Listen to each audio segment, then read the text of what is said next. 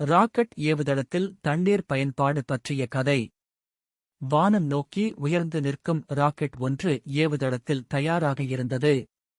5, 4, 3, 2, 1 என்ற எண்ணிக்கை ஒலித்தது. திடீரென மிகப்பெரிய அளவில் தண்ணீர் வெள்ளம் போல பீரிட்டது. இந்த தண்ணீர் வெறும் வீணாக்கப்படவில்லை. ராக்கெட் எரிபொருள் எரியும்போது உருவாகும் வெப்பம் மற்றும் ஒலி அலைகளை கட்டுப்படுத்த இந்த தண்ணீர் மிக முக்கியம். இல்லையெனில் ஏவுதளமும் ராக்கெட்டும் சேதமடையும். தண்ணீர் ஆவியாகி மேகமாக மாறி வெப்பத்தை உறிஞ்சி ஒலியை குறைக்கிறது. இதனால் ராக்கெட் பாதுகாப்பாக விண்ணில் பயணிக்க முடிகிறது. நம் அறிவியல் வளர்ச்சியில் தண்ணீரின் பங்கு மிக முக்கியமானது. ஒவ்வொரு ஏவுதலின் போதும் சுமார் 1 மில்லியன் கேலன் தண்ணீர் பயன்படுத்தப்படுகிறது.